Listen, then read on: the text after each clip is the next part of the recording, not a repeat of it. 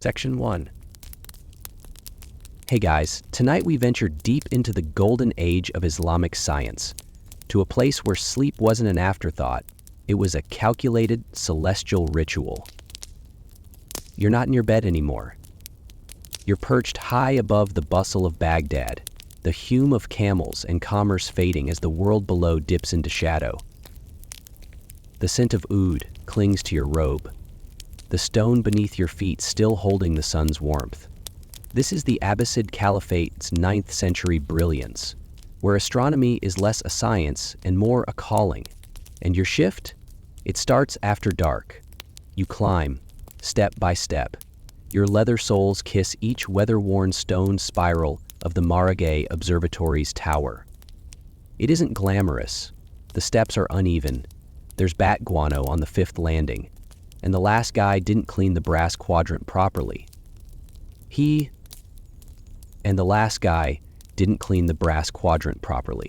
Typical. You pass a pair of sandals abandoned near a window slit. Someone's already meditating with their eyes closed, pretending to be awake. The air shifts as you reach the roof. It's cooler here. A breeze curls through the crenellations. You pull your cloak tighter and exhale, watching your breath dissolve into the dusk. Below you, scholars, scribes, and a few goats shuffle in the courtyard. Above, the stars begin their endless procession, eternally punctual, unlike your colleague, Ibn Hamid, who's probably lost in contemplation again. You claim your post at the northeast quadrant. Your tools, an astrolabe, an armillary sphere, and a wax tablet, are laid out neatly, like the bedtime toys of a scholarly toddler. Your cot, positioned just beside the balustrade, is as humble as you remember. Wood frame, woven camel hair mat, and a pillow stuffed with something suspiciously crunchy. Almond shells, maybe? You really should ask, but you don't. You lie down. And listen. Somewhere in the tower below, a faint clink of glass. The apothecary working late. A muezzin's final echo rolls over the rooftops like a lullaby. You hear the soft scuff of sandals from another astronomer taking position. The night has begun, and so has the strange dance of sleeping in shifts. One historical account describes these Abbasid observatories as cathedrals to precision, though historians still argue whether the term was used literally or to flatter a caliph with a taste for poetic metaphors. What's certain is this: accuracy was everything. A yawn at the wrong moment could misplace Jupiter. Still, you allow your eyes to half close. There's a rhythm to this life. 40 minutes of quiet observation, 20 of reclined rest. Repeat. Think of it as a cosmic Pomodoro timer. Your internal clock, trained by countless nights beneath constellations, pulses along with the stars.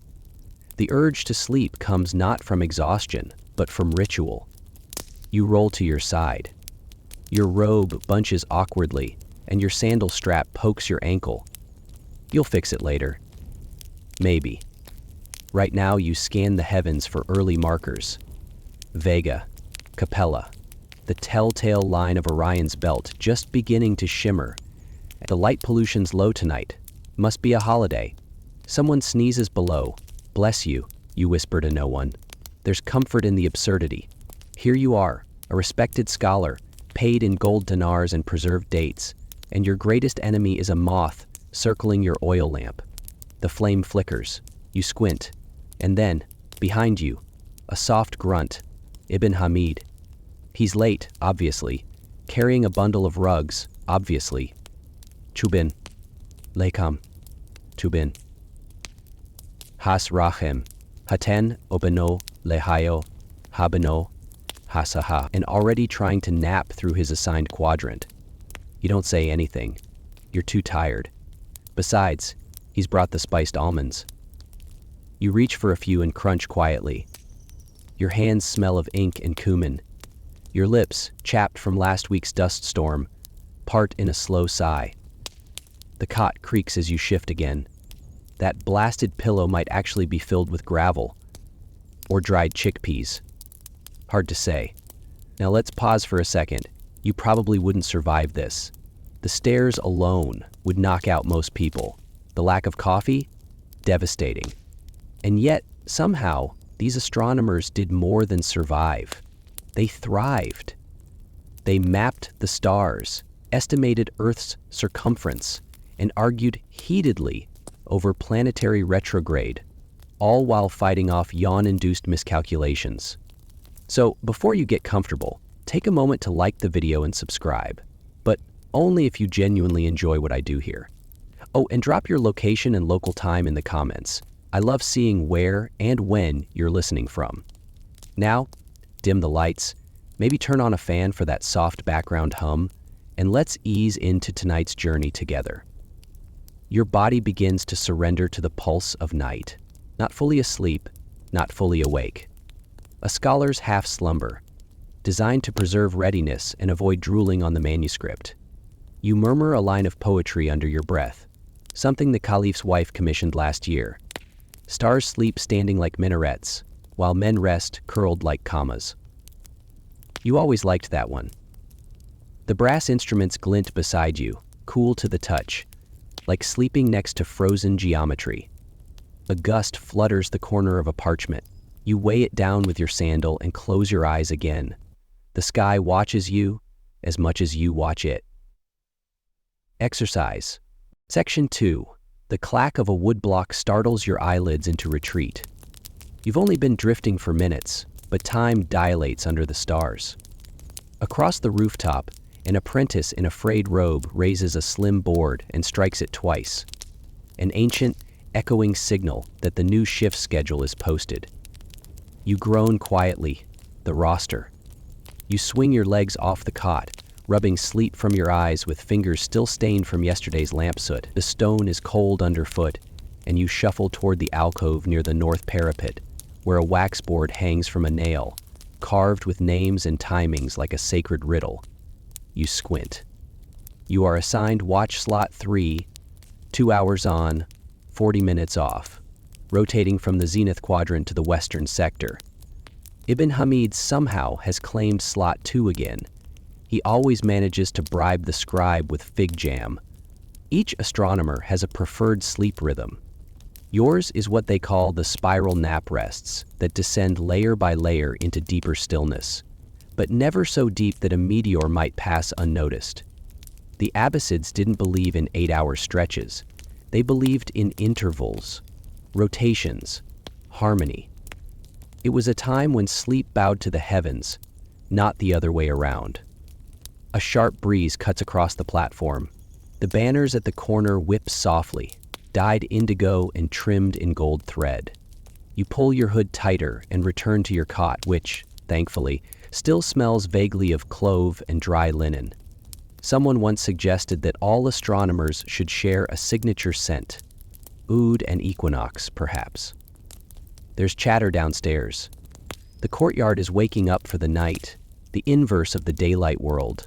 Candles are being lit, tea warmed, and oud strums lazily from the quarters near the south gate. Even the pigeons seem to understand they're now the quiet ones. You recline again, this time on your back, and trace the stars with a gloved fingertip, letting it hover in the air like a quill sketching across celestial parchment. The stars shift slowly, patiently. Much like your own thoughts, which scatter and rearrange themselves depending on whose turn it is to snore. Beside your cot is the official sleep ledger, a parchment scroll affixed with wax seals. It tracks who rests when and for how long, not out of micromanagement, but because timing matters. If 2 astronomers nap at once, and a third happens to sneeze himself off the roof, let's just say you don't want to explain that to the Caliph's librarian. You make a mark. Short rest, 28 minutes. You fudge it a little. Who's going to check? The Abbasids valued discipline but respected humanity. You were allowed errors, so long as you corrected them before they mattered. There's a phrase in an old manual of night watch duties. The stars forgive the sleepy eye, but not the lazy hand. Historians still argue whether that was metaphor or a literal disciplinary policy. Down the corridor, you hear someone trying to compose a chant. Probably the new guy, Hassan. He's memorizing the verse tally of Saturn's retrograde patterns and turning them into rhyme. He's got the passion, but none of the rhythm. It's like listening to a goat tap dance in a thunderstorm. Still, you smile. Then you notice your sandals. One's gone. You sit up. Scan the floor. There it is, halfway across the terrace, positioned carefully beneath a trickle of condensation dripping from a water pipe. A clear message. Someone's trying to steal your sleep slot by soaking your shoe. You'll get 'em back. Eventually. In a very scholarly, very passive-aggressive way, probably with footnotes. You retrieve the sandal and shake out the water. It slaps damply against your heel as you return to your station. Now it's time to recalibrate your quadrant. Sighting the inclinometer, marking down the azimuth of Mars. So, what did you do with your sister's body? Sighting the inclinometer. Your body moves automatically, like you're stirring a pot of cosmic soup. A shooting star slices across the sky. You barely blink. You've seen thousands. But you still feel something, every time.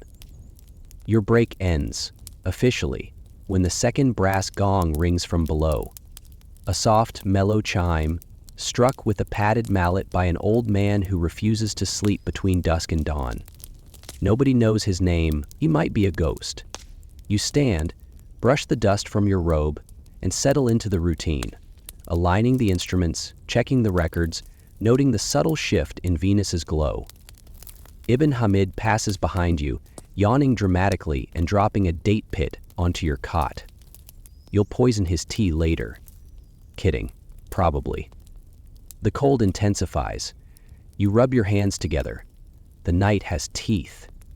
Still, this is the sacred time.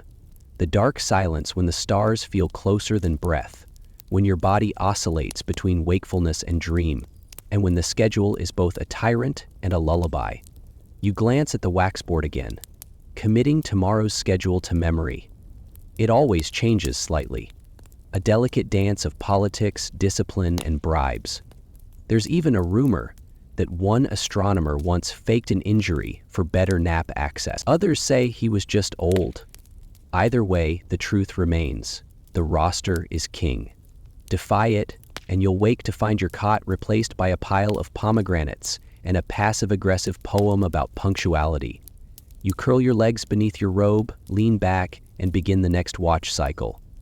Breath in, stars out. The cosmos doesn't wait for the sleepy. Section 3. You return to your cot between shifts, dragging your fingers across the fabric with practiced indifference. It's not plush. It's not even comfortable, really. But it's yours. And tonight, someone has restuffed it with fresh padding, a mixture of camel wool, lavender sprigs, and what smells unmistakably like crushed rose petals. You smile. This is a quiet bribe, no doubt. A gift from one of the newer scholars hoping to earn favor. Maybe Hassan again? He's always trying too hard. The scent is strong, sweet, and slightly dizzying. You press your cheek into it and feel the rough weave of the fabric against your skin, cool from the night air. The petals rustle faintly inside like secret whispers. As sleep begins to curl around the edges of your mind, the stars above blur into soft circles, as though the sky itself is smudging with dream. Blankets in the observatory aren't standardized. There's no uniform bedding issued by the Caliph. Instead, each astronomer curates their own rest, the way a warrior polishes his blade, or a merchant scents his caravan. Some line their mats with goat hair, others with thin silk looted from an old Persian scroll room. But the favored elite, they get rose petals. It's not just indulgence. Rose is believed to steady the breath and prevent night chills. And whether that's real or placebo, no one argues. The Caliph's own physician once wrote that petals close the lungs from the creeping damp. Historians still argue whether this was science or just very floral poetry. You shift under the blanket and hear the soft crunch of the petals adjusting. The sensation is both grounding and strange, like sleeping in a garden after the party's over. It doesn't help that your blanket has a burn mark shaped suspiciously like the southern star cluster. Somewhere near your cot, a soft thud. Likely someone dropping a celestial atlas again. You sigh and roll toward the sound, but your eyes remain closed. Astronomy in the Abbasid Caliphate was less a profession than a devotion. These were not men obsessed with career. They were in love with patterns, with logic, with the music of the spheres. They treated star charts like love letters and went to bed with planetary tables under their pillows. You've done that too. It's not comfortable. A nearby voice hums a tune from Basra. It's off-key but strangely soothing. You curl deeper into the rose-scented blanket and let your mind drift. Dreaming on the rooftop is a dangerous pleasure. Some astronomers insist they've received visions in their sleep. Equations, patterns, entire star systems unfolding behind closed lids. Others dismiss this as fatigue, or too much saffron in the evening tea. Still, a few log their dreams alongside their night watch notes, convinced there's wisdom there. You've had your own visions. Once, half asleep, you saw the moon rise twice in 1 hour. Of course, it was a reflection in the basin outside the latrine. Still, magical, in a very unsanitary way. You inhale again. The petals release more scent. There's a note of citrus tonight. Someone might have snuck in. Orange blossom. Lavish. You wonder what other observatories are sleeping on. The Syrians, rumor has it, prefer wool from Mount Lebanon goats, while the Cordoban school favors silk hammocks suspended between minaret beams. That seems dangerous, but also wildly comfortable. Maybe one day you'll see for yourself, but for now you are tethered to your rooftop, to your quadrant, and to this oddly crunchy rose petal nest. You shift and your elbow bumps something hard beneath the blanket. Your backup stylus. Of course. You pull it out and toss it onto the side table with a soft clink. The table, naturally, is a repurposed crate that once held preserved lemons. Classy. In the distance, a muezzin practices his pre-dawn call. He's early.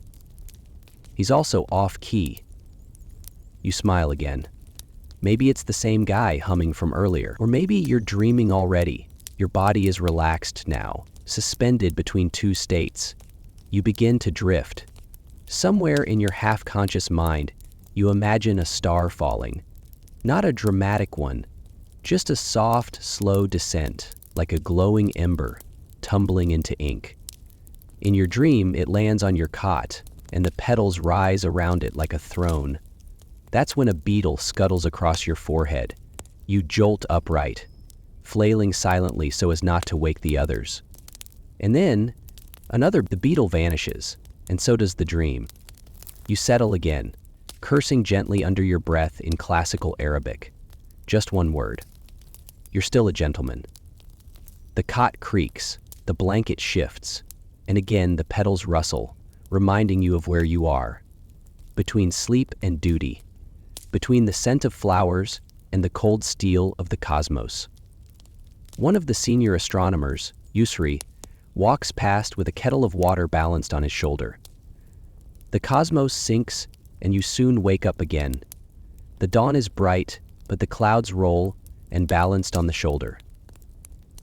Let us consider the many dimensions of the world. The cot creaks past with a kettle of water balanced on his shoulder. The dawn is bright, but the clouds roll, and balanced on the shoulder. Yusri walks past with a kettle of water balanced on his shoulder. One of the senior astronomers, Yusri, walks past with a kettle. He nods at you, you nod back, no words exchanged. At night, everything is slower, quieter, distilled. Even greetings are optional. Yusri's blanket smells like mint and dust. He's a minimalist. You respect that, but your nose doesn't. You wrap the rose petal blanket tighter around you and exhale. This moment, this exact spot, has existed for decades. Generations of scholars have slept on this rooftop. Their beds, their notes, their half-finished calculations, layered like sediment. And here you are, one more layer, wrapped in flowers and watching the stars blink, one by one, like tired eyes. Section 4. Sleep in the observatory doesn't always come in silence. Sometimes it arrives with a companion, polished, cool, and impossibly complex. Tonight, it's your astrolab. You're not even sure when you picked up the habit, but now, every rest cycle begins the same way. One hand under the pillow, the other draped around your brass and silver astrolab like it's a sleeping child or a beloved pet. It's absurd, yes, but it works. Something about the weight of it grounds you. The perfect geometry against your palm, the faint clink of rotating soothing, mechanical lullabies. You don't cuddle scrolls, you don't spoon the quadrant. But this you hold on to. The astrolab is an Abbasid marvel. Some say it's a gift from Greek thought. Others, that it's Islamic invention refined to perfection. Historians still argue whether the earliest fully functional versions appeared in Baghdad or Alexandria, but here, in your cot, history doesn't matter. What matters is that you've tuned your body to it. Sleep doesn't begin until your thumb rests against the tympan's engraved horizon. Tonight, the metal feels especially cold. It makes your fingers twitch before they relax. A breeze moves across the rooftop, like a sigh from some ancient planetary god. You shift slightly and draw your knees up, cradling the astrolabe like a monk would cradle a relic. Your breathing matches its weight. Steady, measured, circular. Ibn Hamid calls it your cosmic teddy bear. He once made a sketch of you mid-nap and titled it, "The Philosopher in Fetal Orbit." You pretend to hate him for it, but it made it into the logbook, and now it's part of observatory lore. The idea of sleep and astronomy being entangled isn't new. There's even a term whispered among the older scholars: hypnospection. The ability to interpret stellar data while half asleep. Not exactly a sanctioned methodology, but more common than you'd admit. One old master, Rahman al-Dustani, allegedly derived the rotational period of Mars while dreaming about baking flatbread. You close your eyes and let the weight of the astrolabe press into your ribs. Its shape isn't exactly nap-friendly, too many protrusions, but your body has adapted. You've got calluses where the equatorial ring digs in, and a slight bruise from the last time the alidade smacked your chin mid-roll. The cot creaks again. Above, clouds skim across the stars like ships passing in silence. You can name each one, not the clouds, the stars. Alberio, Zubaneljabi, Mirfak. You whisper them like a prayer. Below, someone drops a flask. Liquid spills. A scribe curses. You don't open your eyes. In this moment, there is only your breathing, the scent of rose petals from earlier, and the slow, faint ticking of your pulse against metal. The astrolabe warms slightly with your body heat. It takes on your temperature like a loyal animal settling in for the night. It's not just sentimental. There's a practical reason too. These instruments are delicate. In the dry desert air, exposed metal can warp ever so slightly if left out unguarded. You once spent 2 weeks recalibrating a quadrant thrown off by the tiniest warp in its frame, caused, supposedly, by a scholar's decision to nap too far from his gear. Now everyone cuddles their tools. It's just science. Your dreams, when they come, are geometric. You see orbits, spiraling like calligraphy across parchment. An open door. You see open water. You see open fields. You hear numbers whispered in sequences that make sense only while unconscious. Sometimes you dream of impossible shapes, polygons with names only your dreaming self understands. The other astronomers do the same. You've caught them muttering in their sleep. Zenith, -3. Mars, not visible. Al-Battani says no, like murmured mantras from a monastery of mathematicians. Some nights, there are arguments even in dreams. You once had a full debate with Ibn Hamid in a dreamscape dome over who first spotted the error in Ptolemy's lunar model. You were both wrong, but at least you were consistent. Tonight, the dreams are gentler. You're floating above the observatory, astrolabe still in hand, the rooftop below lit by candle halos. The stars feel close, touchable. You reach for one, and it hums. A frequency only scholars can hear. Then the bell chimes again. Your eyes snap open. You don't flinch. You never do anymore. Sleep is a door that never fully closes. You step through and back like it's your office. You sit up, stretch, and carefully place the astrolabe beside you. Its brass gleams faintly, edges warm, angles sharp. Someone hands you a date. You chew it, slowly. Sweet, faintly fermented, possibly stolen from the vizier's pantry. Good dreams? Hassan asks, hovering too close. You grunt. He sees the astrolabe still catching the glint of candlelight and raises an eyebrow. You still sleep with that thing? You don't answer. Instead, you slide into your robe and step toward your quadrant, your step soft and sure. Your fingers trail across the railing, and you give the astrolabe one last glance. Its edges are still warm. Its presence lingers in your palm. And you know, just as you know the stars will arc toward dawn, that when your shift ends, you'll hold it again. Not for calculation, not for accuracy, but for sleep. The moon, fat and solemn, is preparing to crest again. Not a literal rising. It hasn't dipped below the horizon. This is a term of art, an insider's code. Second moonrise marks a precise moment in the night when shadow patterns on the observatory floor realign. It's as much symbolic as celestial, a checkpoint for the soul. And with it comes the silence pact. You've obeyed it for years.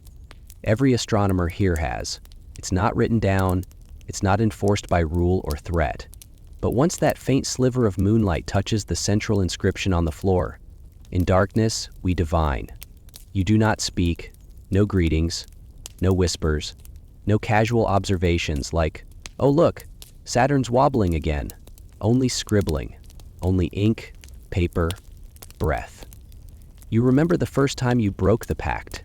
You were a junior, excited, insufferable. You pointed at a comet fragment and shouted, look! Every head on the rooftop turned to you, faces impassive. No one scolded. They didn't have to. That was worse. The silence swallowed you whole. It took a month of extra quadrant cleaning before anyone would share their tea with you again. Now, years later, you honor the pact without thinking. You feel it, bone deep. As the moonlight crosses the inscription, your lips still, so do everyone else. Even Ibn Hamid, notorious for narrating his own calculations in a self-congratulatory mumble, presses his mouth into a thoughtful line. The silence is peaceful, not oppressive. It's the kind of silence that magnifies small things. A quill scratching on vellum, the crackle of oil in a lamp, the occasional sneeze muffled into a robe. These are the sounds of devotion, of scholars at work and rest simultaneously. Tonight, you sit cross-legged on a cushion near the eastern arch, your astrolabe now resting respectfully beside you. You turn slowly to your wax tablet, recording the altitudes of Polaris and Vega. The stylus whispers across the surface, tiny, curt notations. Your breath slows. The pact shifts something in your body. It's not just about quiet. It's about posture. The shoulders drop. The jaw releases. You stop needing to be anything. You simply are. You're not even sure if you're awake anymore. Your body records. Your mind drifts. You're floating in a sea of calculation and clove-scented wind. Across from you, Hassan dozes upright, stylus still poised midair. His head nods ever so slightly to the rhythm of a sleep deeper than he intended. You smile without smiling.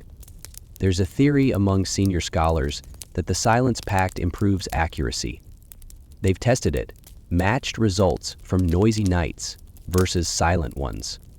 The findings? Unclear. Historians still argue whether the difference was statistical or spiritual. You lean back on your elbows, staring up. The moon hangs above you now, indifferent and soft. A few cirrus clouds brush past, illuminated like ghost sails. You follow their path, allowing your mind to wander just far enough. The trick is not to fall asleep, but to soften, to allow the border between night and self to blur. Somewhere behind you, someone adjusts their cot. It creaks. Someone else pours tea, but no one speaks. The first time you heard about the Silence Pact, you laughed. It seemed ridiculous, like something monks or magicians would do. But now it feels necessary, a gentle ceremony, a pause in the spinning of the world. You reach for a cushion and lie back, the stars fracturing into familiar constellations above your lashes. Your breathing lengthens. Each inhale feels like pulling in the sky. And then, suddenly, a sound breaks the pact. A fart. Sharp. Accidental. Unapologetic. For half a second, no one moves. Then a stifled snort from the south quadrant. Someone coughs to hide a giggle. You feel your belly tighten in silent laughter. Your shoulders tremble. But still, no words. The pact holds. Just barely. Later, it will become a tale.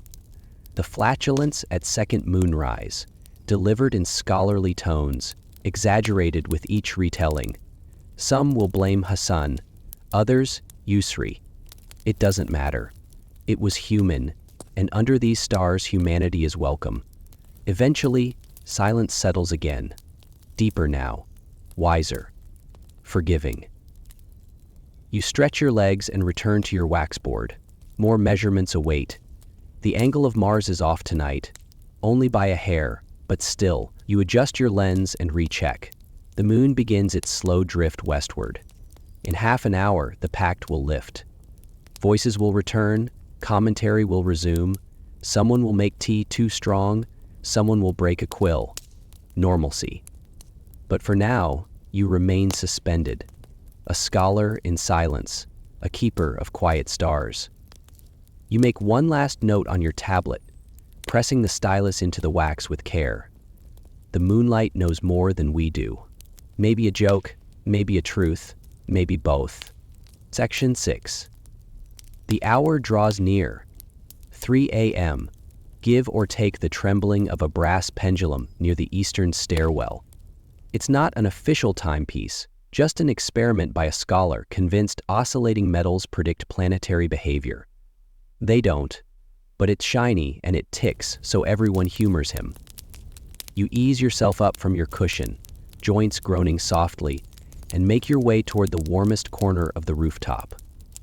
Not for astronomy. No one charts stars from the tea alcove, but for something far more sacred at this hour. Hot milk with saffron. It's a ritual nearly as revered as the second moonrise.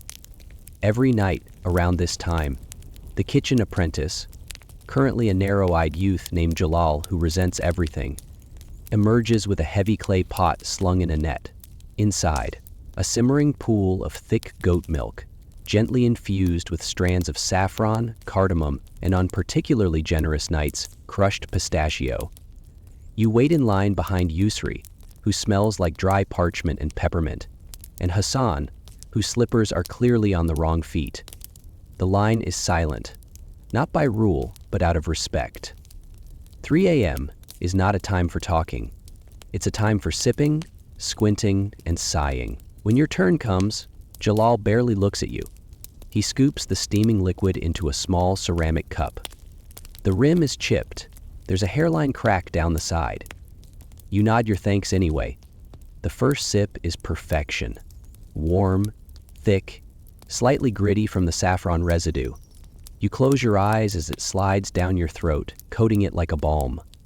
Your stomach, tight from cold and concentration, unknots itself slightly. Your brain sighs. It's always a gamble, this milk. Some nights it's life-changing. Other nights it curdles in the pot and tastes like disappointment. Tonight, Jalal nailed it. You make a mental note to leave him a dried fig in appreciation. Not a word, of course, just the fig. He'll understand. You step away from the others and find your usual milk-drinking spot near the west balustrade. It's quiet here. Below, the sleeping city of Baghdad stretches like a tired cat.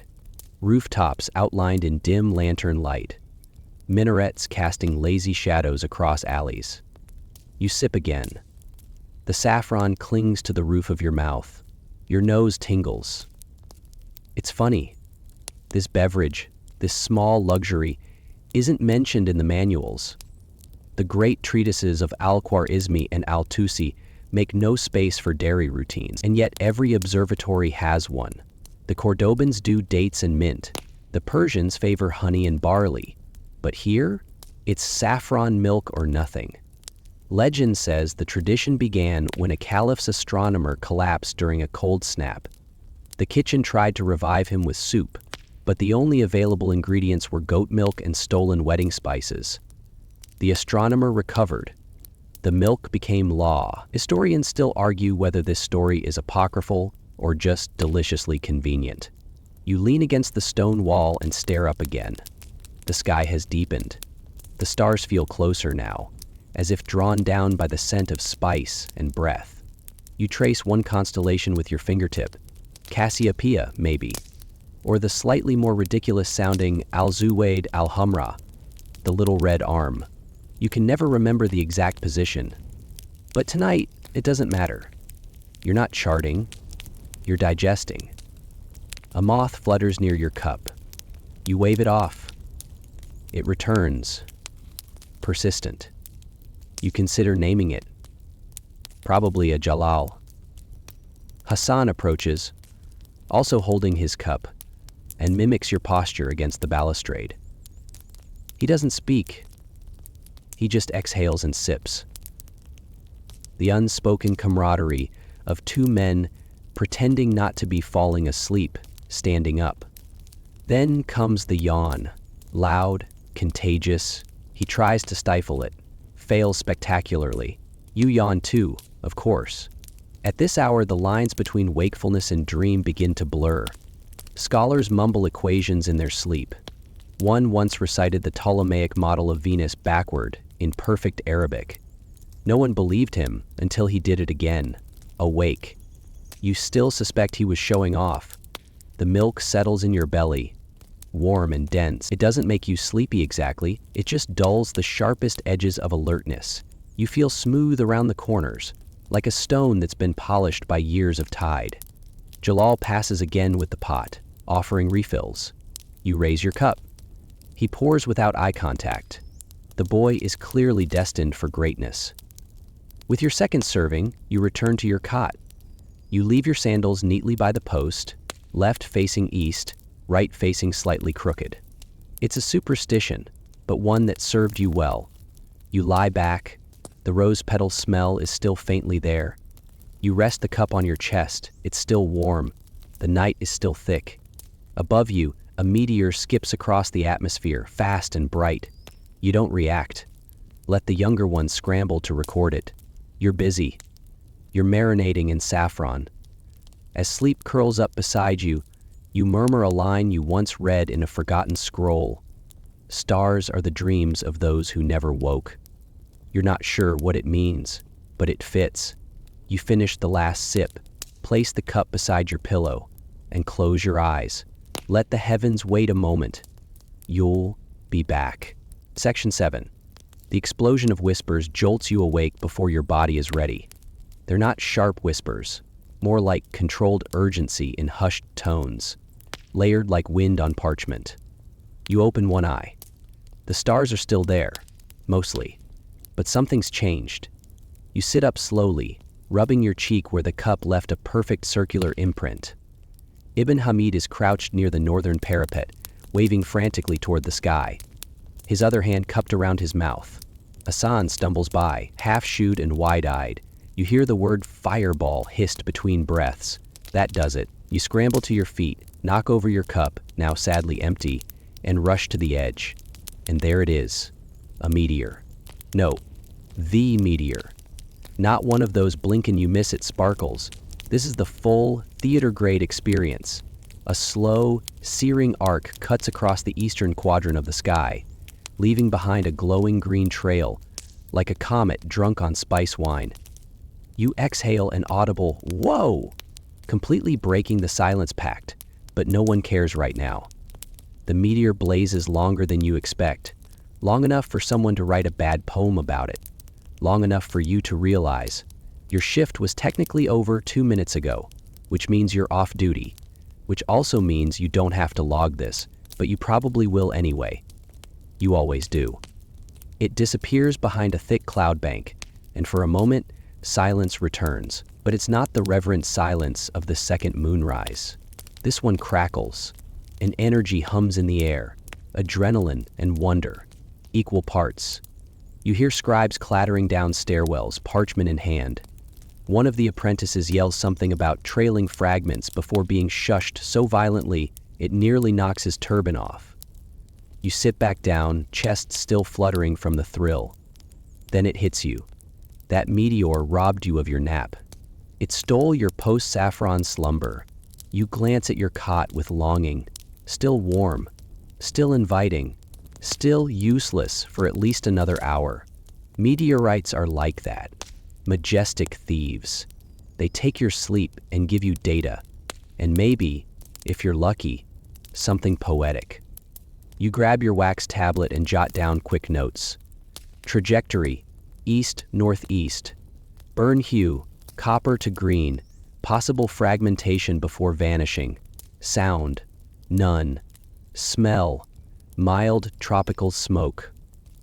Unrelated. You smile, you'll clean it up later. Historians still argue whether that particular meteor, often referred to in texts as the Jade Tail or the one that interrupted Jalal's break, ever made landfall or vaporized mid-sky. Some say a fragment was recovered in Mosul, embedded in a fig tree.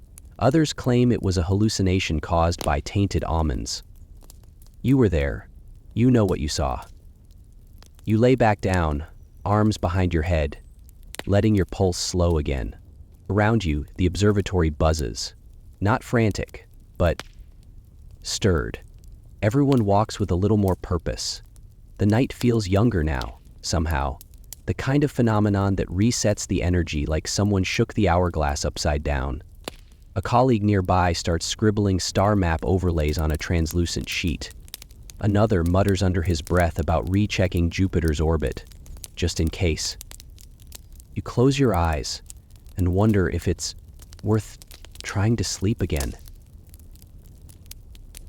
You do, briefly. And in that nap, roughly 17 minutes by your usual count, you dream of the meteor returning, not across the sky, but down into the observatory itself. It lands, gently, politely, like a guest, and rests beside your cot. You two have a conversation. It speaks in a deep, humming accent, like wind through a clay jar. You talk about calendars, eclipses, and what it's like to burn on entry. When you wake, you've forgotten everything except its parting advice. Always check the west quadrant, even when you're off shift. You glance at the west quadrant instinctively. Nothing unusual. Maybe your dream self is paranoid. Still, you make a mental note. The energy on the rooftop begins to settle. The scholars disperse. Data is tucked away. The meteor's glow has faded from the sky and from your corneas. And yet, its presence lingers. You stretch. Your bones crackle. Somewhere, a goat bleats. Not yours. Not anyone's. Probably. Goats have their own schedule. Returning to your cot, you adjust the rose-petal blanket and slide back into position. The warmth is still faintly there. Your head fits perfectly into the slight crater your skull has made over the years. You exhale. The meteor took your nap. But maybe it gave you something better. A story. A ripple in the night. A reason to remember this otherwise ordinary watch. And, if nothing else, an excuse to draft a slightly exaggerated entry in the logbook. You can already picture the title, Observation Interrupted by Celestial Intruder, resulting in mild sleep deficiency and excellent metaphor. Yeah, that'll do. Section 8. You wake slowly, unsure of how much time has passed. The stars haven't moved much, but someone has placed a fig on your pillow. An apology, probably from Jalal, or a bribe. Either way, you eat it. As you chew, you glance at the sleep logbook. It rests on the little cedar stand near the central dome arch, open to the roster of resting scholars. You spot your name, written in a clear but slightly judgmental script. Al-Nayrizi. 42 Min's rest, post-watch. Observed meteor. Awake for second quadrant note review. Unclear return to cot. You roll your eyes. Someone's tracking you a little too closely. The logbook is the most absurdly meticulous thing in the observatory.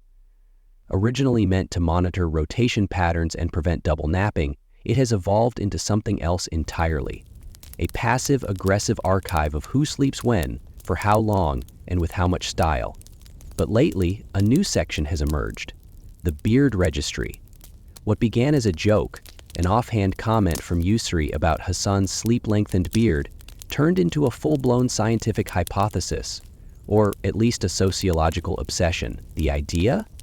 Longer beards among astronomers correlate to deeper, uninterrupted sleep. It makes a certain kind of warped sense. The more rest cycles you complete, the less likely you are to shave, and the more your beard flourishes in peaceful defiance of your chaotic schedule. Your own beard? Middling. Respectable. It curls slightly at the chin, hinting at someone who naps efficiently but not indulgently. Hassan, however, has become a legend. He enters the rooftop now like a conquering hero, his beard trailing dramatically in the wind, glistening with what might be olive oil or possibly spilled ink. Someone, probably Ibn Hamid, has drawn a tiny constellation into it using soot. Hassan doesn't notice, or he does and is pretending not to, which is a kind of power move in itself. A hush falls as he approaches the registry. It's a scroll now, separate from the sleep log, posted beside the T-corner.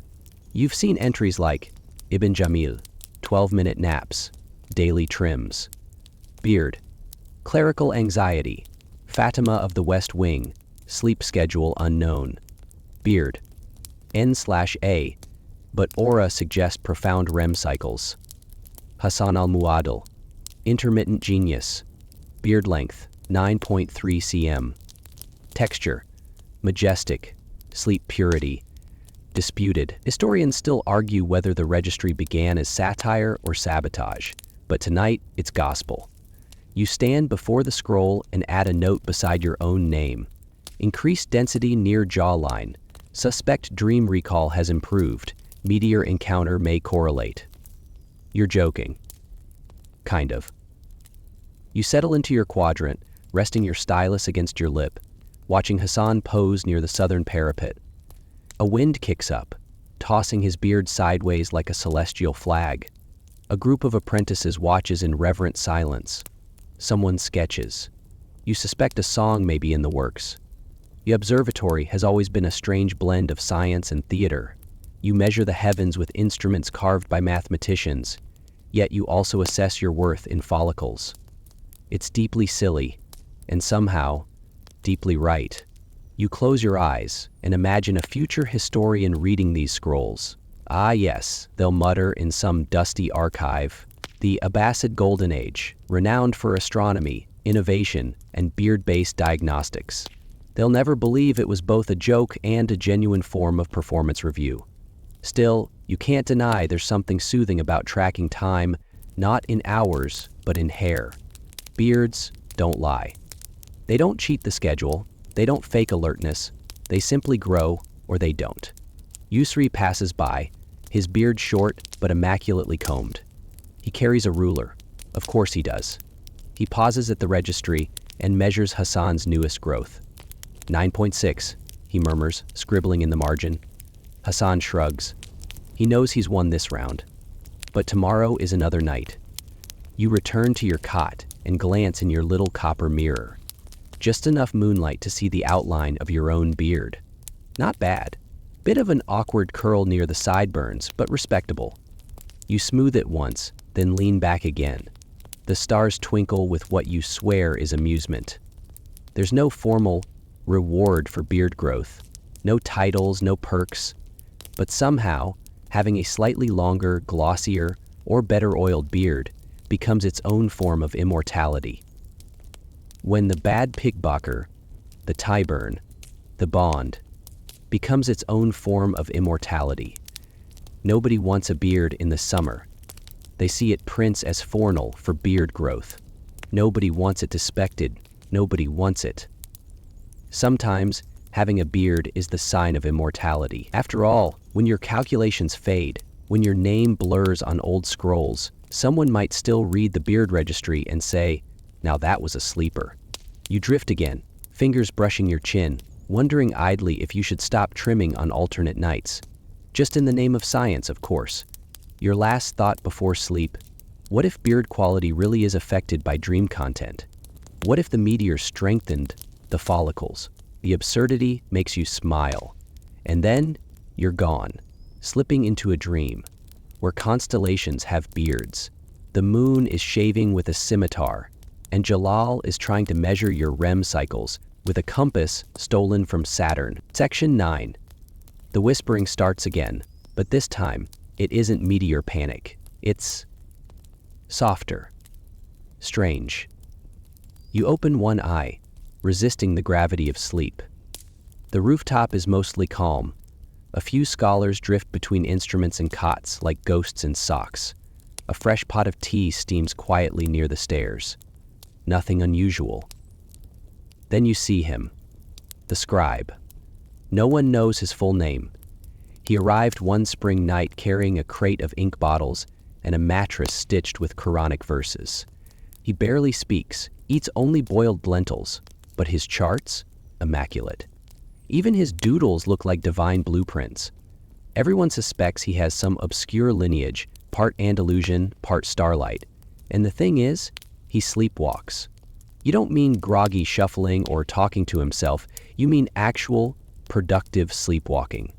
The man copies charts in his sleep, accurately, with annotations. You sit up quietly, careful not to jostle the rose-petal cot, and observe from a distance. You sit up quietly, careful not to jostle the rose-petal cot, and observe from a distance. He's in his usual trance state, eyes half-lidded, mouth slightly ajar, robe dragging behind him like a comet's tail. In one hand, a reed pen, in the other, a parchment stretched taut by two weighted clips. His feet glide, his pen moves. Lines appear. You've watched this before. Everyone has. No one stops him. Last month, he transcribed a complete set of lunar ephemerides while asleep. It matched an original by Al-Khwarizmi, line for line, line for line, line for line. Jalal says he saw him nod off on the steps, then wake up beside the completed scroll with a fig balanced on his head. No one's quite sure if that part's true. Historians still argue whether this was an elaborate prank, a sleep disorder, or proof of divine favor. One Persian scholar insisted it was a form of active prophetic dreaming. Another called it lazy genius. Neither theory accounted for the fact that his sleep charts often contain corrections to earlier conscious drafts. You watch him now as he turns a page with surgical precision, still asleep. His fingers flutter like bird wings, and the ink flows perfectly. He doesn't smudge. How? It's like he has subconscious wrist control. If you tried this, you'd wake up covered in ink and embarrassment. You glance at Hassan. He's awake too, chewing the end of a dried fig and watching the scribe with theatrical awe. "He's drawing Taurus," Hassan murmurs softly, "about inverted." You blink. "Isn't that?" "Exactly." Hassan grins. "A mirror alignment. He's reverse tracing the sky," which is bonkers. Mirror alignments are notoriously difficult, used only when comparing celestial movement from the southern hemisphere. But here he is, snoozing and scrawling like it's a grocery list. Someone coughs politely behind you. It's Yusri, holding a candle and a skeptical expression. "Someone should test him," Yusri says. "Give him false data. See if he notices." "No one's that cruel," Hassan replies through a mouthful of fig. I am, says Yusri, and walks away. Back at the scribe station, the show continues. He's now labeling stars in perfect Cufic script. Not just names, but numeric values, elevation, rise time, transit duration, even decorative swirls. It's less a chart and more a bedtime masterpiece. You inch closer, not too close. No one wants to be the guy who wakes the sleep scribe. Last time that happened, the man woke, blinked once, and calmly vomited into an astrolabe. It hasn't been usable since. Instead, you settle nearby and watch his fingers dance. There's something mesmerizing about it, like watching a spider weave a constellation. You feel your own body soften, lulled by the gentle scratch of pen on parchment. And then it hits you. What if this is the secret? What if the brain, in a sleep-suspended state, doesn't second-guess itself? No overthinking, no revisions, no perfectionism. Just pure, celestial intuition, flowing from hand to page. You grab your own tablet and try it. Close your eyes. Let your wrist go limp. Let the stars speak. You make a line. It looks like a melting squid. You sigh. Open one eye and cross it out. Not everyone can sleepwalk their way into history. You glance back at the scribe. He's finishing the chart now, capping the pen, rolling the parchment with exquisite care. Still asleep. Still elegant. He places it in the archive drawer, right where it belongs, and walks, dreamily, back to his cot. He curls up, hands neatly folded, and exhales. Only then do you see it. The beard. Of course, impossibly full, glossy. Textbook sleep depth, grade Vi.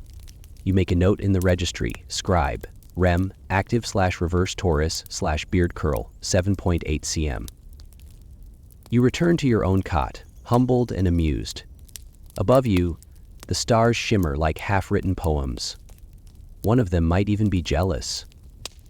You exhale and murmur, half laughing, if I could chart in my sleep, I'd be caliph by now. No one hears you, but the night does. Section 10.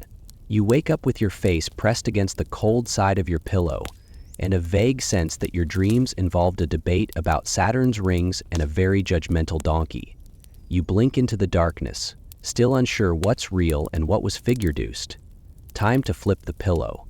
You reach beneath your head and rotate it with practiced grace. This is no ordinary pillow. It's one of the few luxuries on this roof you wouldn't trade for even an extra hour of sleep. Qazvin wool, imported from the cooler highlands, hand-carded, double-layered, and, most importantly, cold on both sides. It doesn't stay cold, of course. Nothing does under your skull. But that's where the rotation ritual comes in. Every scholar here has their technique. Yours is the quarter turn at the pulse shift. Others do the two-flip double recline. Hassan swears by the sudden slap and rotate, though that may have been a dream you had about him once. The pillow gives a faint crunch, not unpleasant, like the sound of a footstep in frost. You nestle your cheek against it, and the chill immediately sends a wave of stillness through your jaw, your neck, your entire spine. That's the magic. It doesn't put you to sleep. It slows you, like silken water. Legend says that Qazvin wool has special properties, that it retains the whispers of shepherds and translates them into coolness. That's probably nonsense, but it's the kind of nonsense that feels soothing at 4:17 a.m. Historians still argue whether the use of Qazvin wool in observatory pillows was intentional or simply the result of a trade dispute with a less cooperative textile guild. Either way, it's stuck. And now, it's your favorite bedtime companion. You exhale into the pillow and listen to the rooftop. The observatory is in its quietest phase, no new data being logged, no tea being poured, just the soft rustling of wool robes, the occasional creak of a cot, and the dreamy shuffling of someone relocating to a sunnier corner. Someone always forgets about the east-facing glare come dawn. You breathe deeply, counting each inhale against the gentle throb of your temple against the wool. There's a theory probably invented by the same guy who built the pendulum, that the coolness of Qazvin wool stabilizes the heart rate during rest. You don't know if it's true, but your dreams, after a fresh flip, always seem a little clearer, like someone washed the sky. You drift off again, just for a few minutes, and in that half-sleep, you're back in the weaving markets of Qazvin. Rows upon rows of thick wool skeins hanging from wooden frames. A bearded man in a red vest shoves a pillow into your arms and says, "This one contains 12 secrets, and 1 walnut." You laugh in your sleep. Then, you wake again, this time to the unmistakable thwack of someone flipping their own pillow with unnecessary force. Probably Hassan. Maybe making a statement. Maybe just being dramatic. You roll over and give your pillow one more flip. It's not quite cold anymore. Time to rotate it sideways. Everyone has tricks. Jalal once swore he buried his pillow in a clay pot between shifts to maintain the chill. Yusri argued this violated Article 6 of the Sleep Comfort Treaty, a satirical scroll you all wrote one very boring night during a lunar lull. Debate ensued. No one agreed. Nothing changed. But the memory lives on in a margin doodle of a pillow with legs, running from a furnace. The truth is, Qazvin wool isn't just about the chill. It's about the rhythm. The way your hands know when it's time to rotate. The way your neck settles into the groove. The way your body, despite the stars and the stress and the occasional flaming meteor, feels taken care of. Just a little. You sit up, fluff the pillow gently, and hold it against your chest for a moment. It smells faintly of cedar, ink, and a whiff of someone's clove-infused beard oil. You don't hate it. Outside your quadrant, the sky is beginning to fade. Not sunrise yet, but the color of the stars has shifted, from crisp white to a sleepy bluish pulse, like they're getting ready to punch out for the day. You lay back down for one last half cycle. Flip the pillow again. There it is, the blessed coldness. You smile into the wool and whisper, "Don't ever change." The pillow doesn't respond, which is probably for the best. You fall asleep with your hand pressed to the edge, feeling the faint thrum of the rooftop through the fabric, like the entire observatory is breathing with you. Somewhere across the dome, someone sneezes. You don't flinch. You're too deep now. Deep into the wool. Deep into the stars. Deep into a dream where the moon weaves pillows from starlight, and the comets sleep coiled in them, like kittens. Section 11. The fluttering begins just above your head, soft, unpredictable, and impossibly fast. You open your eyes slowly, cautiously, like a man negotiating a truce with a stubborn dream. The roof is darker now, the stars faded into velvet gray, and the breeze carries a new sound. Wings. Not heavy ones. Not birds. No, these are tiny, erratic bats. You blink upward just in time to see 3 of them dart past the archway, silhouetted against the waning moon. Their flight is chaotic, as if they've forgotten every rule of aerodynamics and are simply improvising. The observatory has always had bats. They live in the rafters and the inner dome, perfectly content to coexist with astronomers as long as no one screams or swings a quadrant at them. A mutual arrangement. You watch them loop and dive, weaving between lantern chains and unfinished scrolls, clipped to the beams to dry. One nearly crashes into Jalal's kettle. He doesn't flinch. The bats are his friends, allegedly. There's a theory, his theory, that they help regulate atmospheric pressure. Something about wing speed and air density. It's nonsense, but no one wants to do the math to disprove it. Tonight, though, the bats are especially active. Something in the air must be stirring them. Maybe the meteor. Maybe the impending dawn. Or maybe, just maybe, it's poetry night. Because near the southern arch, perched on a 3-legged stool with a cushion made from discarded pillow trimmings, sits her, the poet in residence. Every observatory had one during peak Abbasid years. Not an astronomer, not a scribe, a poet. Someone tasked not with recording the stars, but with feeling them, translating data into longing, translating longing into verse. Her name is Saida, and she's older than the staircase but twice as sharp.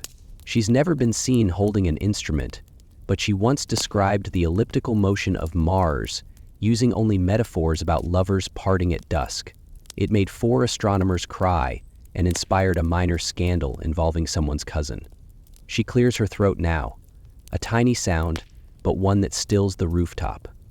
Even the bats pause, mid-flight, perching awkwardly along the balustrade as if commanded.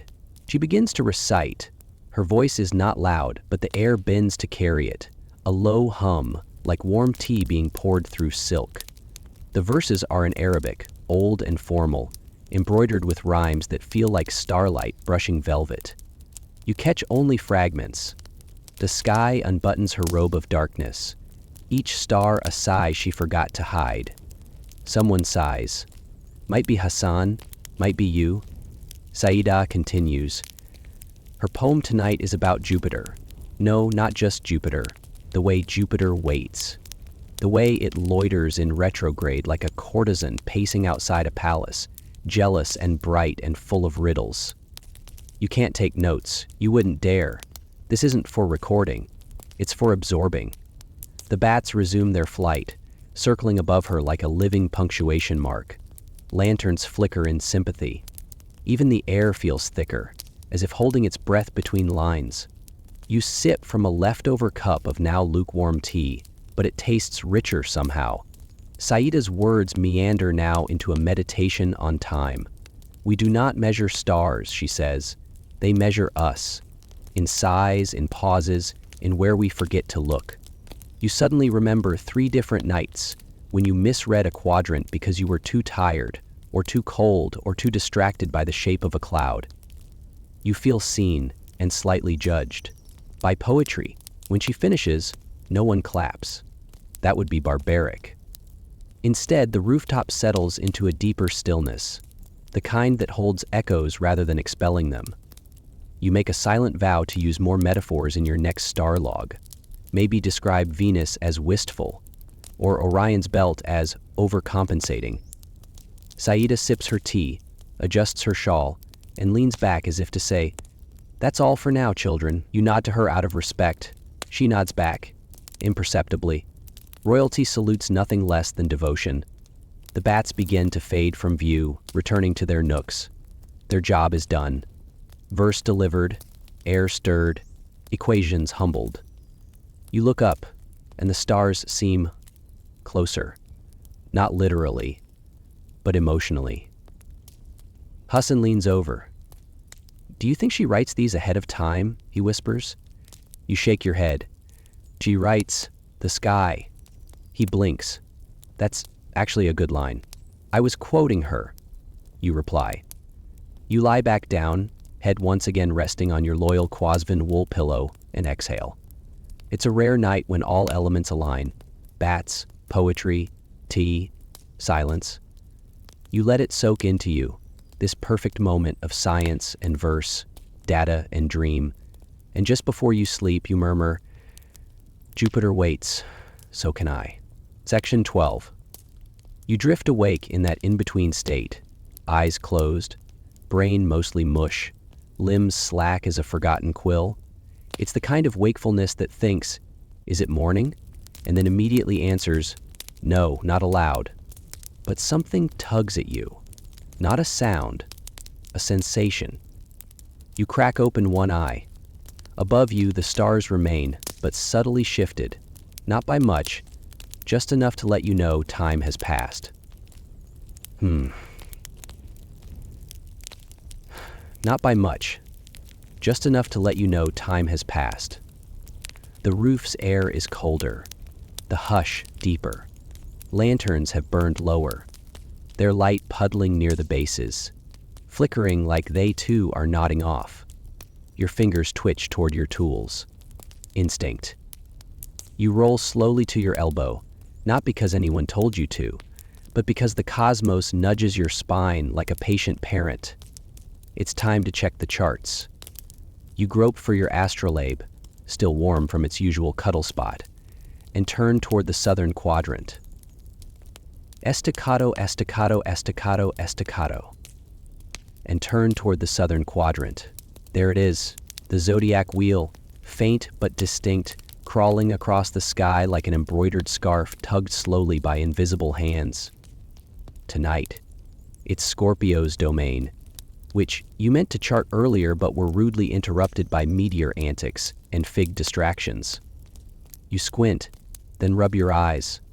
The stars look weird.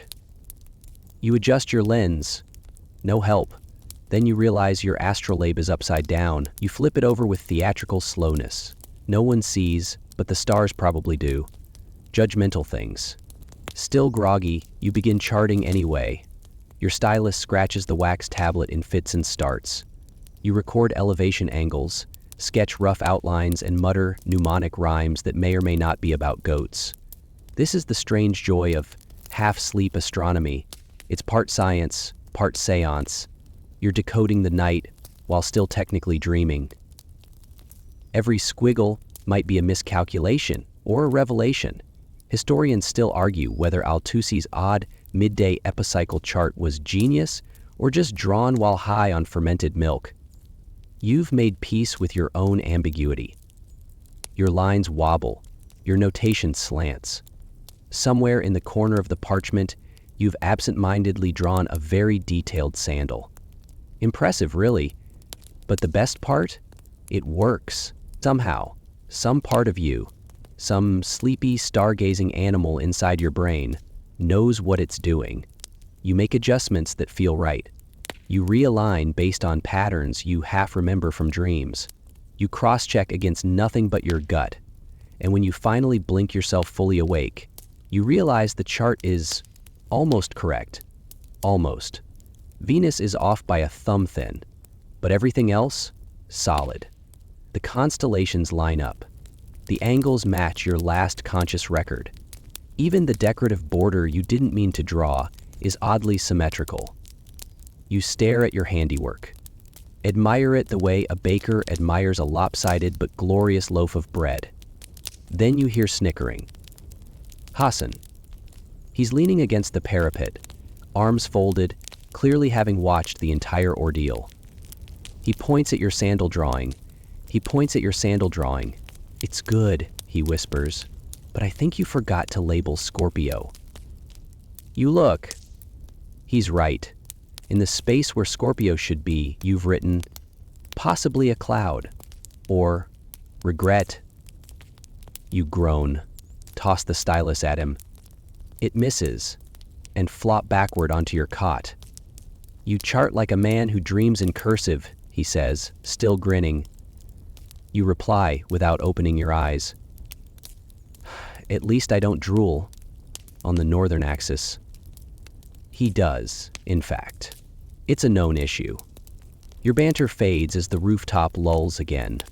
Someone across the dome hums a lullaby, probably Sayyida, or one of the younger apprentices pretending they're not moved by her verse. The sound wraps around the observatory like a blanket made of vowels. You lie there, letting the half-dream fade, letting the stars return to their proper orbits, letting your body recalibrate. Half-asleep star charting is frowned upon in formal circles, of course, but on the rooftop, it's practically a rite of passage. Everyone does it. Everyone denies it. Everyone secretly believes their best work comes from the foggy edge between REM and rational thought. You glance at your sandal drawing again. Maybe you'll leave it. Maybe you'll sign it. Maybe, in 100 years, a confused historian will find it and proclaim, "Here lies the moment when science and sleep became one." You close your eyes again, the zodiac wheel now tucked safely into your mind, and just before drifting off, you murmur to yourself with sleepy pride, "I charted regret. No one else has that data." Section 13. You awaken to the unmistakable scent of cinnamon and smugness. That only means one thing. Yusri has been editing the logbooks again. You sit up groggily, rubbing your face with one hand and reaching blindly for your astrolabe with the other. Not because you need it, just because you feel better when it's close. Your beard is slightly damp from dew, or possibly drool. You choose to believe it's due. The central table, just beyond the main lantern, glows faintly with fresh candlelight. Yusri stands over it like a priest presiding at a sacred ceremony, quill poised, smirk carefully adjusted. His spectacles are fogged at the edges, which means he's been laughing to himself again. This never bodes well. You shuffle closer. There, in the sleep rotation logbook, you see it, a new notation, delicately written in gold ink flourishes, surrounded by tiny crescent moons and an overly ornate underline. Scholar Al-Nayrizi, zodiac charted while semi-conscious, replaced Scorpio with abstract footwear. Assessment, inspired confusion. Nap duration, debatable. Beard state, fluffed. Recommendation, dream less ironically. You stare at the entry. Message to corporate, just made it in. Then at Yusri. He doesn't look up, but he definitely feels your glare. Logbooks are supposed to be for facts, observations, rotations, lunar notes. But lately, a trend has emerged. Tiny embellishments, coded critiques, and suspiciously poetic phrasing inserted between proper entries. It's become a sort of observatory, in-joke. The logbooks now read like a cross between astronomical records and a gossip column.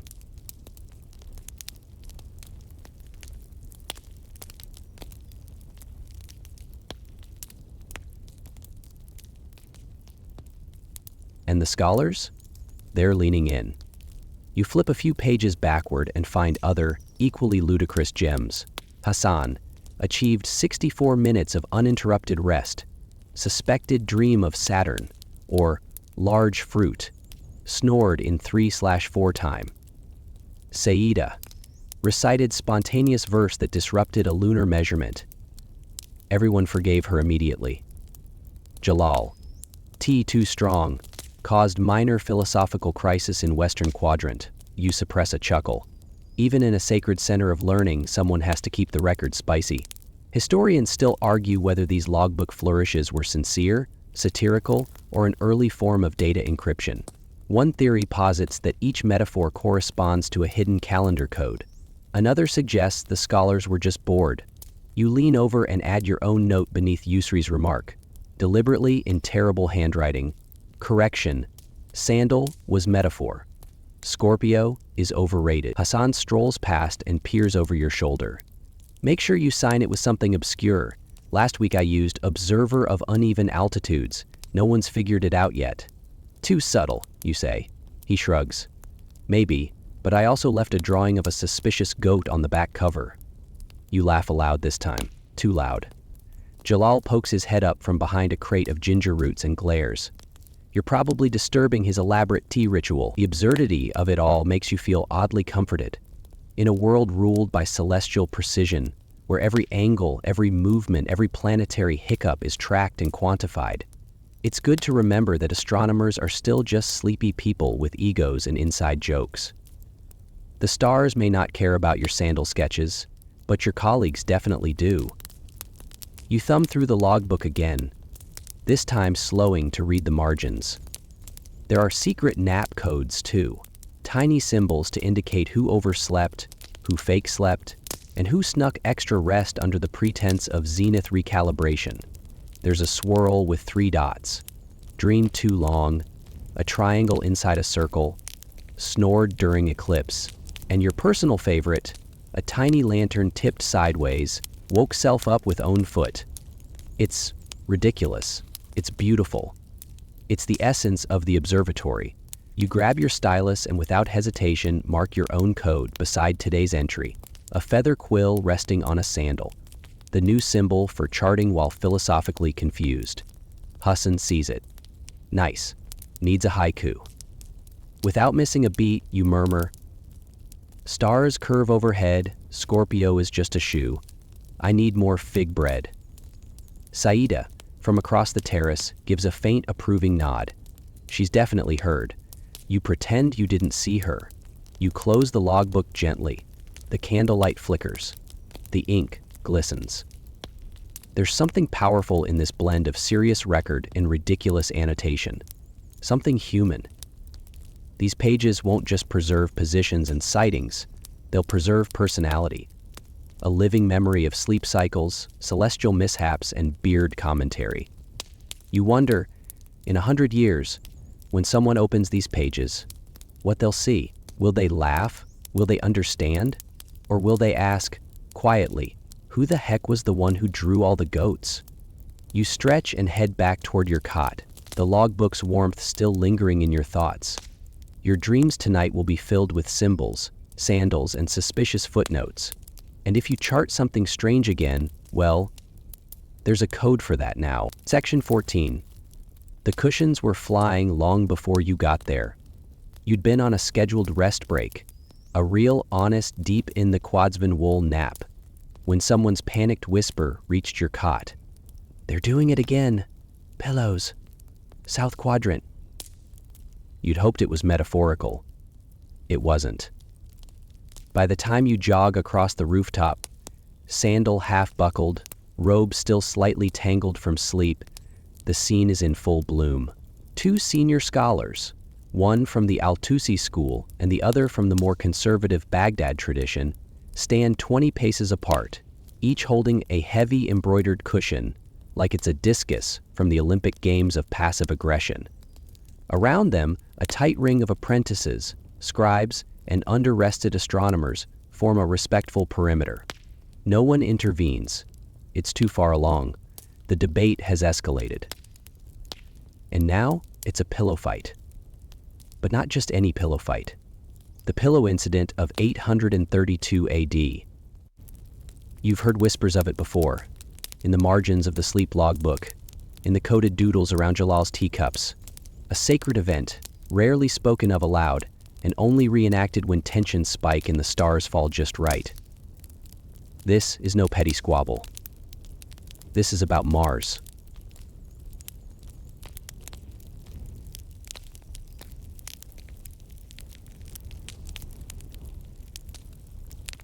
Specifically, whether its retrograde arc is best mapped using parallax from the northern tower or by double sighting from the twin lenses positioned in the eastern parapet. The arguments began, as they always do, with quills and charts, but sometime around the second cup of clove tea, words turned to raised voices, then to flourishes in the logbook, then to a cushion, flung gently but symbolically, then another. You arrive just as the third cushion sails, perfect arc, lovely rotation, landing squarely in the chest of Scholar Basri, who gasps theatrically and stumbles backward, hand to heart. "Insult my instruments again," he says between clenched teeth, "and I'll embroider your ephemerides onto this." He holds up a particularly ornate pillow, golden tassels swaying with menace. His opponent, Scholar Kabir, chuckles darkly. "That's not even accurate stitching. Mars doesn't arc like that. Look, your pillow is wrong." Gasps ripple through the crowd. You wince. Hassan sidles up beside you, arms folded. "Think we'll need a medic?" "Only if someone uses the spiced wool cushion," you murmur. He nods. "That one bruises." In truth, these flare-ups are more ceremony than conflict. A ritualized release valve. The Abbasid Observatory may be a sanctum of reason and restraint, but even the most disciplined minds have limits, especially when sleep cycles are tangled and Mars refuses to cooperate. So now, the pillow duel proceeds. Basri hurls first, short-range, textbook sidearm spin. Kabir counters with a dodge roll that, while unnecessary, scores him points for flair. The crowd oohs appreciatively. Saida watches from her stool, expression unreadable. You suspect she's composing verse about this in real time.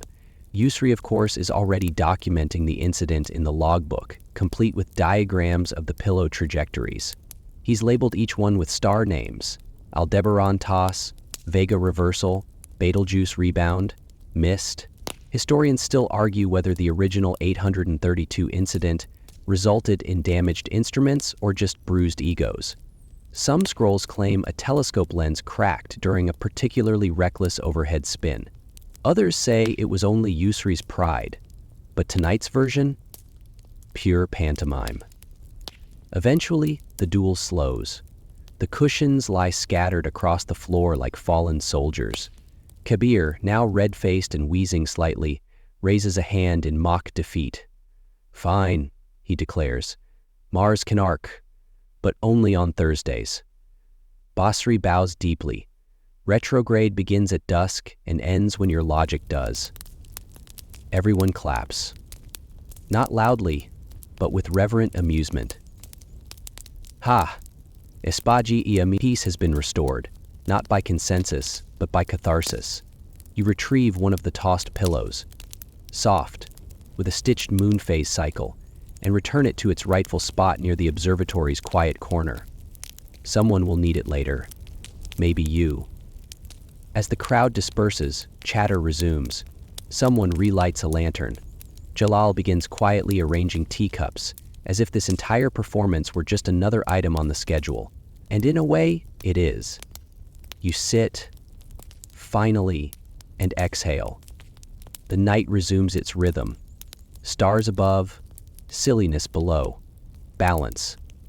Hassan flops beside you, winded from laughter. If only we solved all planetary models like that. Some of us do, you reply, brushing imaginary dust from your sleeve. The moon slips behind a thin cloud. You lie back again, Kazvin pillow beneath your head, and close your eyes. The last thing you hear before sleep claims you is a quiet voice. Saida, murmuring from the shadows. Mars spins backward, so do we, tossing pillows at history. You smile. The data can wait. Section 15. You don't remember falling asleep. You just remember waking to the sound of silence so deep it feels like the rooftop has been swallowed by velvet, the kind of hush that only arrives in the last, most sacred hour before dawn. Your breath is steady, slow, and for once your body isn't asking you to move. You're perfectly still, arms folded across your chest like a satisfied statue, head gently propped on the coldest part of the pillow. Did you sleep well? Yeah, I slept pretty good. But then the dream has dissolved, but the feeling lingers. Peace. But then, something else. Not a sound, not a light, not a draft. A feeling. Rhythm. You open your eyes. The stars above have dimmed, but not from clouds or fatigue. No, they seem softer now, shimmering like low-volume music notes stretched across the firmament. You sit up, slowly, and realize what's happening. You've synced. It doesn't happen often. Most scholars chase it their whole careers. But tonight, your body, your breathing, your pulse, it's matched the rotation of the celestial sphere. The great dome overhead no longer feels distant. It's turning with you, around you, through you. Your breath comes in 14-second intervals, the same tempo as the apparent movement of Canopus across your quadrant. You lift your arm and trace the path of the stars, and your hand doesn't shake. It floats. You're in orbit, but still lying on a pillow stuffed with crunchy wool. It's hard to explain this sensation. Not quite religious, not quite scientific. It's like the stars have stopped being objects and become participants, observers of you. Your heartbeat becomes their rhythm section. The rooftop tiles press up beneath you like bass notes. Someone nearby, maybe Hassan, maybe not, begins humming, low and unplanned. A note here, a pause, another note. You realize it's not random. It's the music of the spheres. Well, not literally. Historians still argue whether the ancient belief in celestial music was metaphorical or if Plato was just very persuasive on bad data. But to you, in this moment, it's undeniably real. Not audible, not measurable, but felt. Every planet a drum, every star a whispering reed. You rise to your feet without thinking, not fully awake, not quite asleep. Something in between. You walk slowly toward the observatory's center point, where the mosaic compass is laid into the floor. Each tile glows faintly under the last starshine. You step into its middle, arms relaxed, gaze turned upward. Above, Orion begins to drift. You follow its path with your eyes, your breath adjusting as it arcs. You feel your muscles respond, not out of will, but alignment. For once, there is no need for instruments. No astrolabe, no quadrant, no lens. Just you, just the cosmos, and the invisible bridge between them. You imagine yourself standing inside a massive turning sphere, not beneath it, not outside it, but within it, like an ant inside a spinning globe of stars. Every movement above reflected below. You sway slightly, not from fatigue but from harmony. Even Jalal, setting out the final pre-dawn tea, pauses. He looks up at you, squinting, and whispers something under his breath. You catch only part of it. He's in the wheel. The other scholars seem to sense it too. Not in any dramatic way, they don't stop their work, but their movements shift, slower, more deliberate, as if honoring your moment without intruding. Saida doesn't recite, she just watches. And from the corner of your vision, Yusri quietly logs the time. Not for analysis, just to mark that it happened. You stand for a few more seconds, maybe minutes, maybe hours, it doesn't matter. You've reached the still point. Not sleep, not wake, not thought, not dream, just being. Eventually, the stars begin to fade. One by one, they slip beneath the horizon's edge. Their music, whatever it was, quiets to a hum you carry in your chest. You exhale. Step back, return to your cot. Your body feels heavier now, grounded, like something just finished within you rather than around you. You curl up, blanket drawn to your chin, pillow adjusted just so. And as you close your eyes again, you whisper a line, barely audible. The stars turned once, and I turned with them. And I turned with them. Section 16. The wind changes. Not abruptly, not with drama, just a slight shift in temperature. The kind of breeze that brushes your cheek and says, "It's almost time." You stir, slow and reluctant. The cot creaks beneath you as you roll to one side and blink at the thinning sky. The stars are retreating, their brightness leached away by the faintest hint of morning. The eastern horizon glows. No color yet, just a soft swelling of light, like someone gently lifting a curtain on the world. This is the final watch, the last stretch before sunrise prayers, the hour where sleep and duty blend until you can no longer tell whether you're doing one or the other. You rise without thinking. You've done this hundreds of times, maybe thousands. Your robe hangs from its usual peg. Your sandals are where you left them, mostly. You slip into the half-worn grooves and make your way to your quadrant. Mostly. You slip into the half-worn grooves and make your way to your quadrant. The instruments gleam faintly in the lantern light. The brass is warm from the night's residual breath. You rest your hand on the rim of the astrolabe, not to use it, just to feel it. Your other hand moves to your beard, unconsciously smoothing it. You note its fluffiness with satisfaction. Around the rooftop, others move in silence. No one speaks unless necessary. There's nothing left to argue, nothing left to chart. Just one last rotation to confirm, one last arc to note, one last breath beneath the night sky before the muezzin's voice brings the dawn. You take your place. Tonight's log will be simple. You record the final position of Venus, still sharp in the western quadrant. Altitude, angle, minor drift. You glance upward, committing the fading constellations to memory. Orion, halfway through his descent. Pisces already dim, the moon a pale eyelash above the city. This isn't work, it's farewell. One by one, the scholars complete their last entries. Scrolls are closed, styluses wiped, teacups emptied and left on ledges like offerings. The bats have long since returned to their nests. Even Jalal, the eternal skeptic, folds his arms in quiet stillness.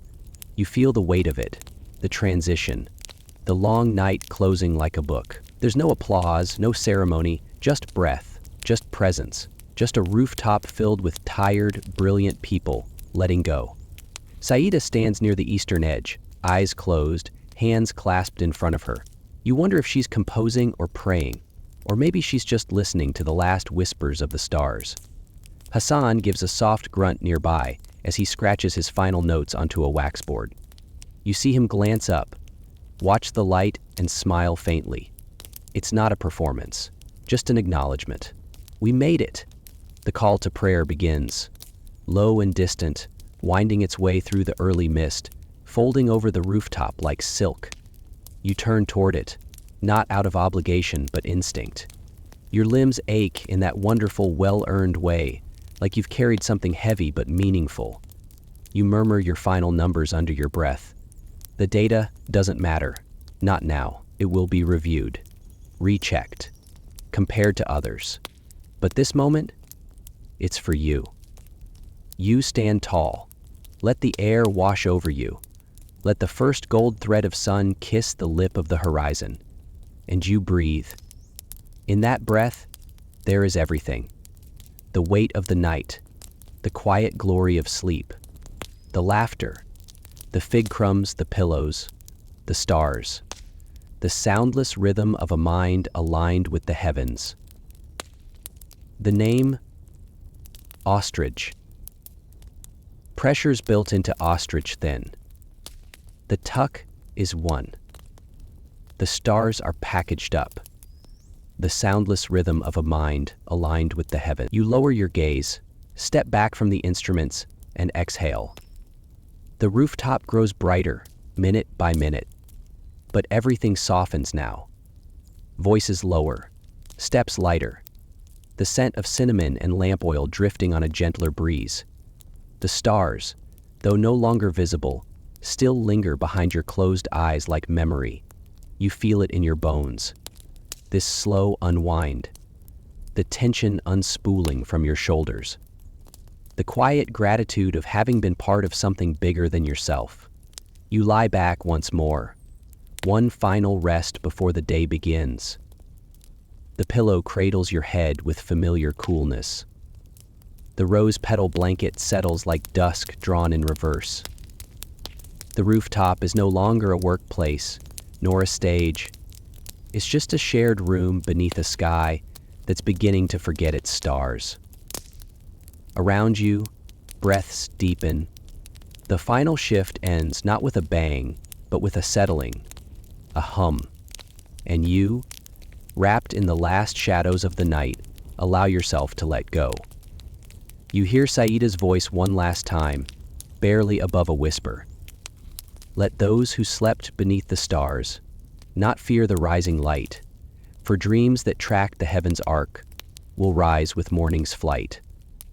Your eyelids flutter once, then close, and in that soft, steady rhythm of breath, sleep, and starlight, the rooftop rests. So do you. End of script. Sweet dreams.